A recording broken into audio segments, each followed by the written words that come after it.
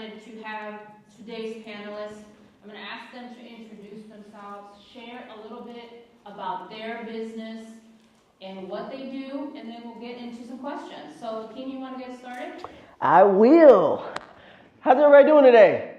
Good? All right, cool. So my name is Akeem Shannon. I'm the founder and creator of Flipstik. I think some of you guys may actually have Flipstiks. They gave some away, maybe, yeah? Good. So we make a phone accessory that allows you to sticker mount your phone to virtually any flat surface using our gecko-inspired adhesive that's based off of NASA research. We have had a very fun journey getting to market, from selling Flipstiks to people like Snoop Dogg, to getting into Target, Best Buy, AT&T, T-Mobile, to going on Shark Tank, to being in the Smithsonian Museum and the Today Show. It's been a lot of fun. I love what you said about applying the rules, because I did marketing the wrong way every time, but somehow it worked out. And so I definitely am very excited to be here and talk about entrepreneurship and growth.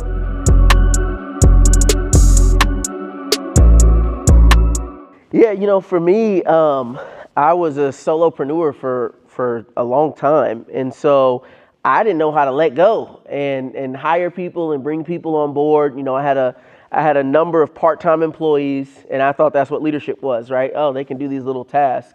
And it wasn't until I got a mentor that told me, hey, you need officers. You need people that you can give them a very broad a scope of work, and they go and figure the rest of it out because they know it better than you. And that was really hard for me to let go of, because, you know, I would hire people and I'm like, they can't do it as well as I can. I just know they can't. And so it was a tough transition for me to make. But when I realized, like, I'm a terrible micromanager, like I can't micromanage people, and that I'm limiting the growth of my business, you know, that's when I went out and said, okay, I got to pay really great people to do the things that I'm not good at. And I have to be able to trust that they will figure them out and bring the best solutions to the table. But that trust had to also come with understanding that they are also going to make mistakes. The same way that I make mistakes in my business, sometimes what they try and what they do won't work out, and I can't hold them to a higher standard than I hold myself. And so I think that trust piece for me was the piece of leadership that I did not have and had to learn to come to terms with. And once I did, I saw my business flourish.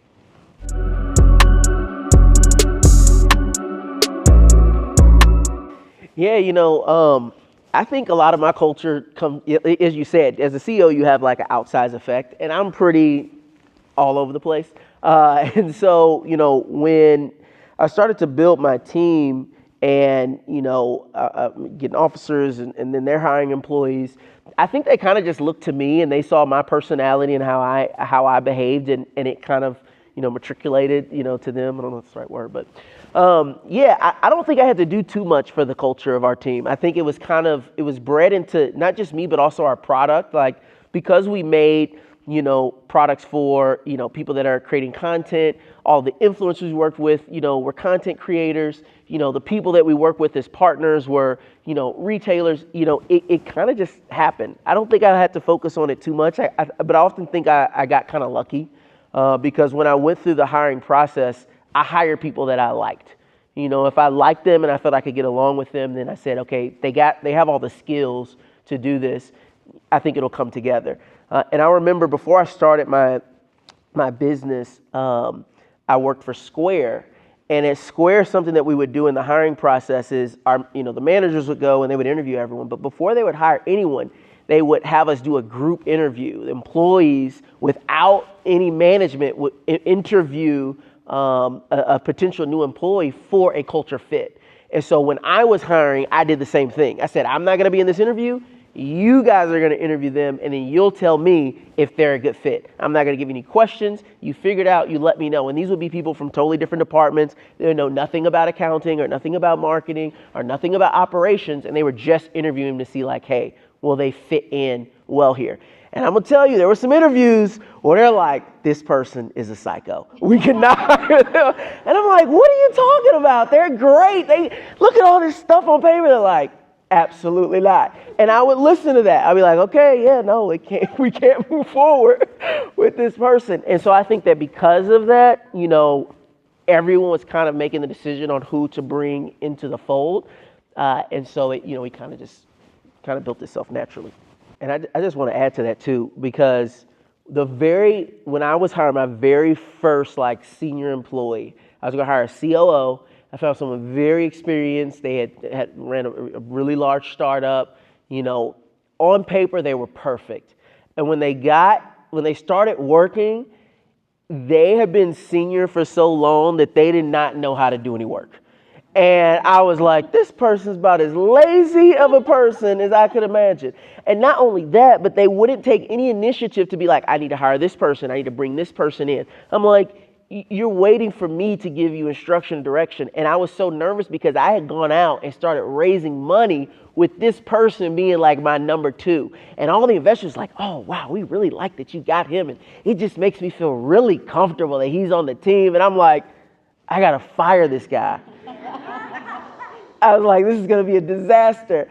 But it was one of those things where Mr. Wonderful from Shark Tank always says, hire slowly and fire quickly. And so when you have, and even if they're not a team member, if they're a contractor, a marketing team, somebody's building your website, they're doing your coding, if they're not the right person and you kind of feel it, cut your losses and keep pushing, because there were so many times where I had someone and I was just like, I know they're not great, but I'm just going to keep them because, you know, I said I have to go find someone else. And I'm a big believer, like, if they got to go quick and just move on to the next. How long was it before you fired?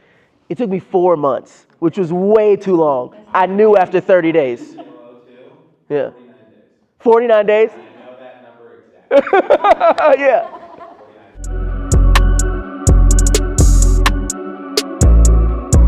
I often say, like, entrepreneurship is as much a strategic practice as it is a spiritual practice, because it is very lonely. And you typically, especially if you don't have a co-founder, you only got yourself. So it makes it really tough.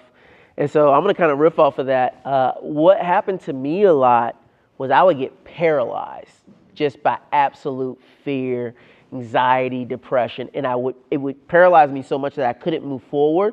Even though I knew what I was supposed to do, it just felt risky, and I was afraid to take the step. And just to give you a quick example, I remember when I first got started, we'd done like a Kickstarter campaign. I had sold some Flipstiks. We were like going all around town to different festivals and selling them. And I had this idea that, you know, as winter was coming, I should go to the mall and I should sell them at a kiosk in the mall. And I was like, okay, that's what I should do. And I remember I told my mom, and she's like, okay, I think you should do that.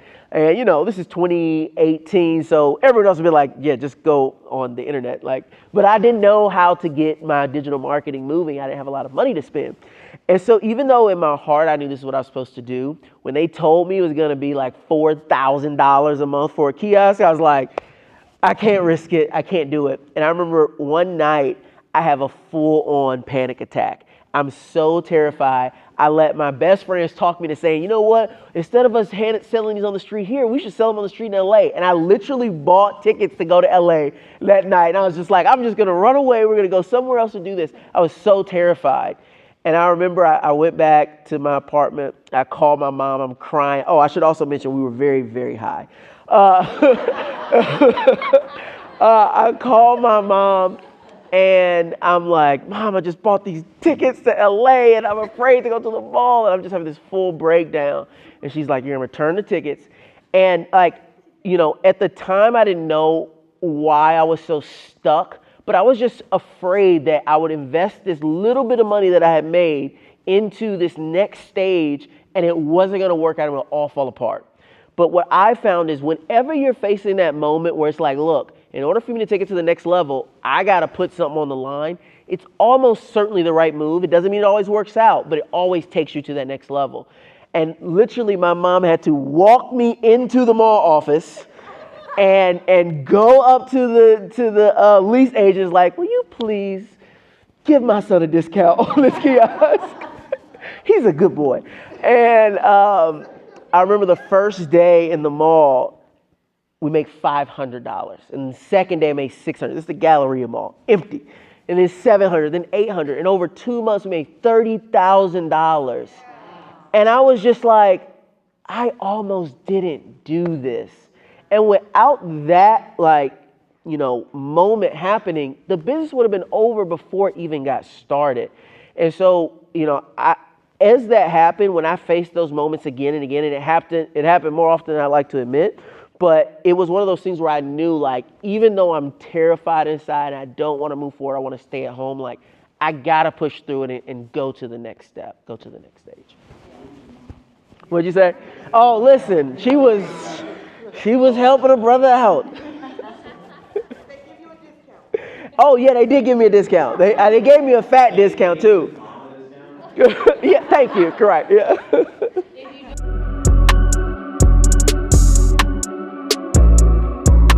Yeah, I mean, look, AI there's no going back. You know, I want you to imagine someone that is living today that doesn't use a computer and the internet to do their work.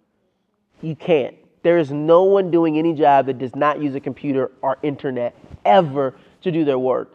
And that's going to be the same way it is with AI. There will be people that use AI to work, and there'll be people who don't work. Like, that's just how it's going to be. But the cool thing about that is it makes your life so easy if you just take a little time. I was just talking to my mom, who is terrified of AI. She doesn't want to use it all. She's a teacher. She's like, I don't need to learn how to use that. And I said, Mom, I was like, you're having trouble teaching your kids how to read in 3rd grade. They're not paying attention. They're not listening. They're not doing things. I said, let me show you something. I pulled up ChatGPT. I said, hey, you're a 3rd grade teacher, and you have a classroom full of kids. They don't like to pay attention. They're about 70% black. They're about 30% Hispanic. Come up with fun, interesting lessons to get them engaged. And it spits out this rap spelling bee competition where they have where they're rhyming words and letters, and I'm like, okay, that's cool, but make it funnier. And then it's like, it's a duck rapping competition, and it's like going, and I was like, ChatGPT, why did you make it about rap? He's like, well, I looked at the demographics of African American and Latino, and it's just going through, and my mom's looking, I see her start smiling. I said, give her a coloring book and worksheets and pages, and she's starting to realize, as she's viewing this, she's like, oh my God, it's been 3 minutes and you've done what would have taken me hours. And I'm like, this is the power here. If you use it to, like you said, work for you, there's nothing to be afraid of, because what's going to happen is you're going to create the lesson. The teacher next door, you're going to be like, how much? And they're going to pay you to do it. And so I look at AI in my business and I say, where are the ways that we can implement this to make us better? You know, and the last thing I'll say is, for those of you who are like, you know, okay, I get it, Akeem, I don't want to have to get involved with AI. This is something that I go and I tell people about all the time. Like, when you're growing and scaling your business, the thing that always worked for me was storytelling. Like, as you know, I have crazy stories of how I built my business, and I use storytelling to connect with people. And everyone kind of talked about the importance of being able to connect with other humans. That is something that, as good as AI gets, it won't be the same as you being in a room with another person, sharing a coffee, sharing a drink, you know, and really connecting on a human level. We'll never have that with AI. It'll always be this artificialness layer that's there. And so if you focus on your ability to be able to genuinely connect with other people, I think it always gives you an edge. I know for me, we always fell short. You know, we never were where we were supposed to be. People should have always told us no, but they didn't. And it wasn't because of an email, or it wasn't because of, you know, our funnels or any of that stuff. It was because they just liked us. They liked our story. They liked what we were doing. And so they just were like, what the hell? Let's just give it a shot. And I think that as we move through the world, if we move through knowing, like, there will always be people that look at us and say, you know what? I like where their story is going. I want to help it to continue. I think we'll all be okay.